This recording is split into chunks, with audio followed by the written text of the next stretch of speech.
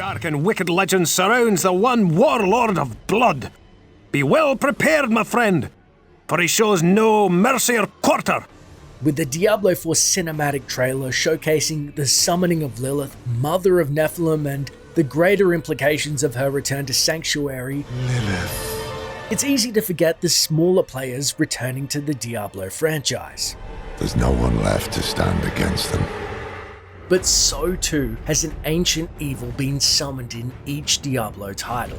Bartok, the infamous Warlord of Blood, was the brother of Horizon and was a significantly powerful member of the Viserai clan. But how is it that Bartok has appeared in all three previous Diablo titles in one way or another, yet never officially appeared? And how does his blood-soaked history intertwine with the priests of Rathma, making him a potential enemy for Rathma, the Viserai, and maybe even Lilith herself? And perhaps most importantly, will the Warlord of Blood appear officially for the first time in Diablo IV to terrorize Sanctuary once more? To ask and answer these questions, we must first go back to the beginning. You think me mad, old friend, but I know these dreams. They tell of the future. Hell is coming, brother. Hell is coming.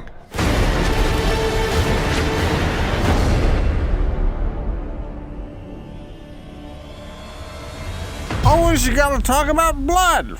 What about flowers and sunshine? And that pretty girl that brings the drinks. Listen here, friend. You're obsessive, you know that?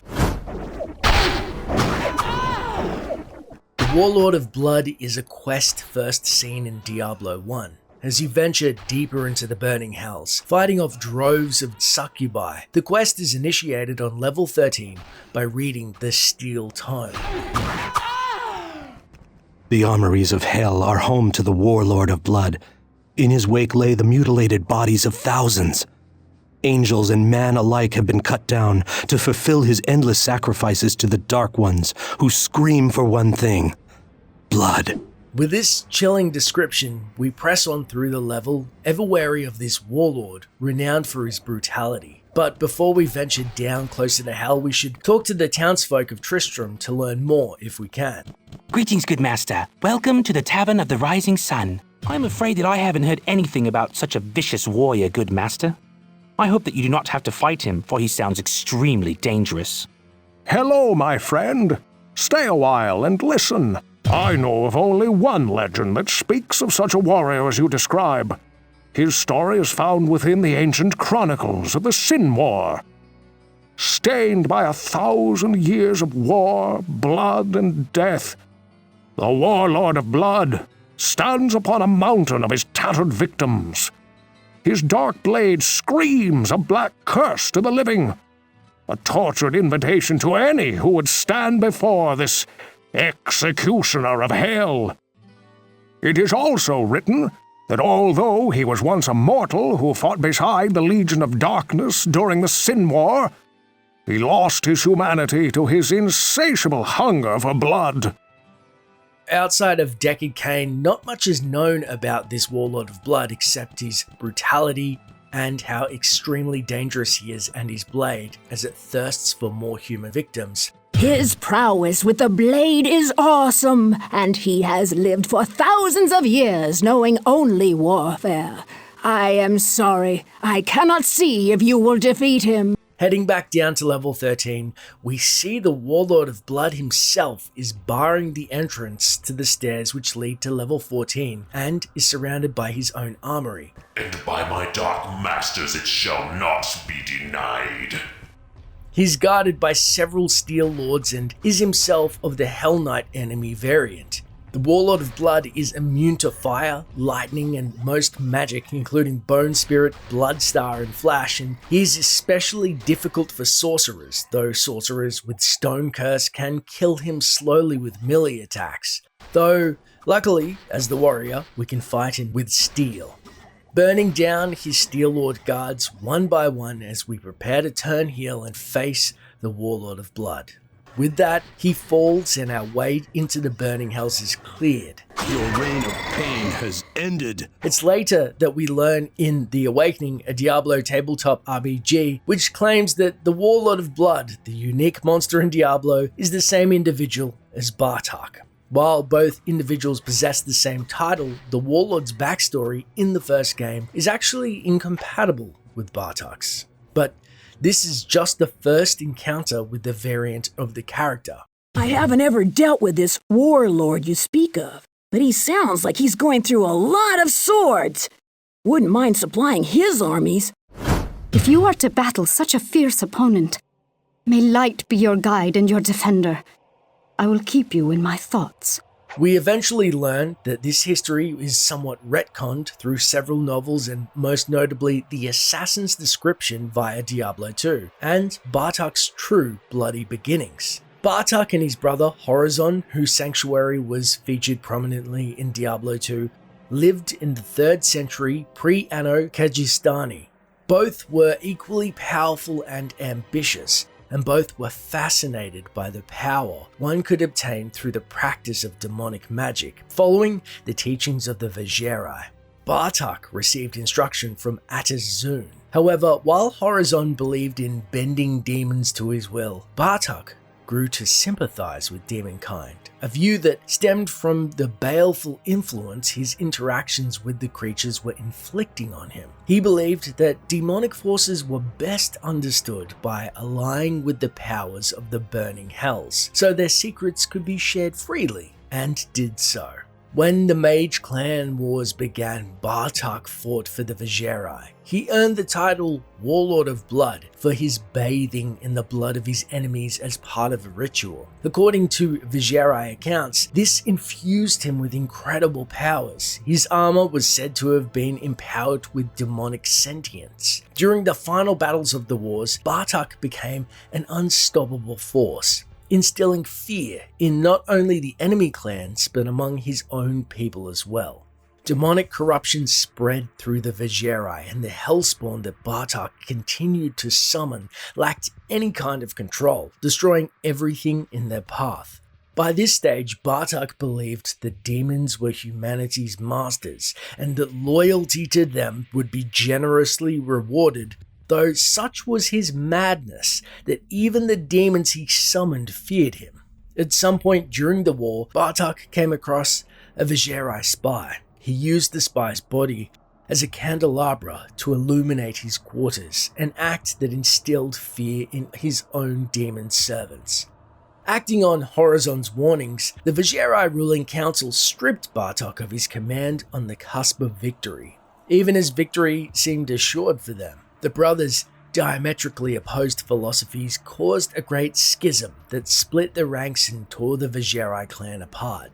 The result was a civil war within the Vigerai clan as Bartok turned his forces against his own people, leading an entire legion of demons. He regularly used the tactics of moving his forces in a circular pattern, trying to cause as much destruction as possible. He would raid undefended villages, cutting off support for walled towns before moving against them. After many hard-fought battles, Bartok's forces gained the upper hand, and he gave his armies the task of conquering Vizjun. In what would be the final battle of the war, as a defeat for the Vigerai neared, Horizon met Bartok's challenge. The cataclysmic battle between the two siblings destroyed Vizjun, leading to the death of hundreds of thousands. In the end, both siblings realized that they had been played as pawns by the leaders of the demonic legion. In the midst of casting a counterspell, Bartok was decapitated. As the fire and smoke cleared, Bartok lay dead, with Horizon standing over his corpse. Horizon and his fellow mages were unable to destroy Bartok's corpse, however, as his armor protected him even after death. That he had failed to cover his throat properly was the reason he had been able to be decapitated. Wary of his brother's vast power, even in death, Horizon ordered that Bartok's body be forever hidden from the sight of man. The Vigerai worked with the priests of Rathma to ensure that Bartok would not be able to rise again. Bartok's head and body were separated and sealed in two different caves. As time passed, horrific legends of Bartok reached the ears of the people of Sanctuary. Many sought to find his tomb, especially those interested in the black arts, due to the possibility of lingering magic around his body/armor, but none succeeded. Over a millennium after Bartok's death, the Warlord of Blood nearly lived again in the form of Norek Vizoran, his descendant. Norek was possessed by his armor, while Augustus Maelvolin possessed his helm. Zazax, a servant of Belial, also sought the armor in order to create a new Bartok, one who would serve his master. Under the armor's influence, Norek nearly became Bartok incarnate, as the Warlord's spirit resided within the armor. However, with the aid of Kara Nightshadow and Horizon, the armor's power was negated, freeing Sanctuary from Bartok's legacy. Being closely tied with the Assassin's inclusion in the game of Diablo II, fittingly, Bartok has a unique item to his name, Bartok's Cutthroat, unique greater talents. And as I pass through the first gate, I know that the better part of my soul will remain behind.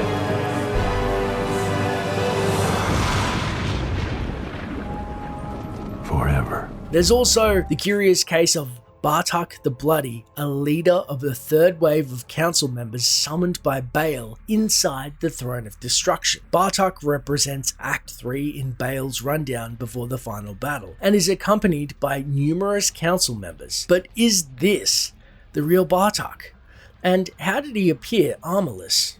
It is possible that Bartok was once the Warlord of Blood, however, this is not certain. They both seem to be the same character because of the same name and blood reference, but this Bartok could have been a tribute to the Warlord of Blood. This Bartok could have also acted similar to the Warlord and so earned a similar title. The Legacy of Blood novel by Knack, deemed canon by Blizzard Entertainment, makes it seem as if it's impossible for the Warlord to come back to Sanctuary without his armor. And since the armor was destroyed by Horizon just before Diablo entered Lut Gholein, Baal would not have had the armor to resurrect the Warlord of Blood. Bartok the Bloody, as seen, was not wearing armor though, so is it possible that Baal just brought back half of his soul without the armor? Is it possible that only the prime evils have the power to do that, while the lesser evils do not, because Belial was interested in reviving the Warlord but needed his armor to do so? We then have the Warlord of Blood make a brief appearance in Diablo 3 due to the Darkening of Tristram event. However, as this Warlord has been retconned, as is every other incarnation of Bartok, or at least not officially appeared, or have been questionable at best. So,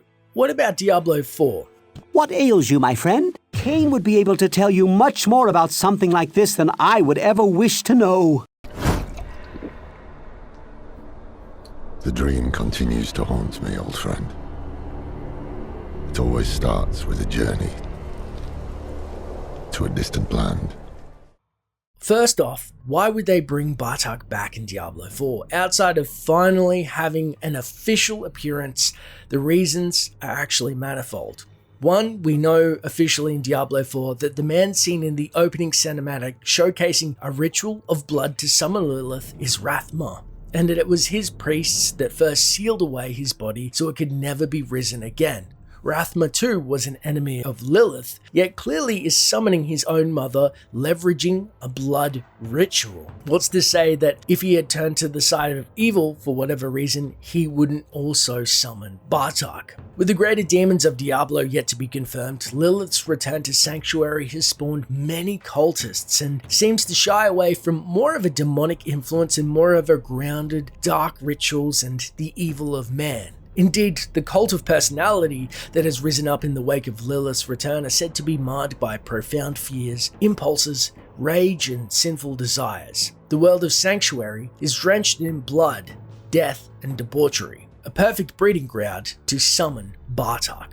As Diablo is also an MMO light with hundreds of quests and dozens of villages to interact with, Blizzard's back catalogue is stocked full of rich history, which makes Bartok's unique fact that, number one, he's human, presumably could even be summoned either himself or even new armor created with enough of a ritual or blood. I think the details of his summoning could be somewhat malleable, as were his previous returns, and open for Blizzard to interpretation.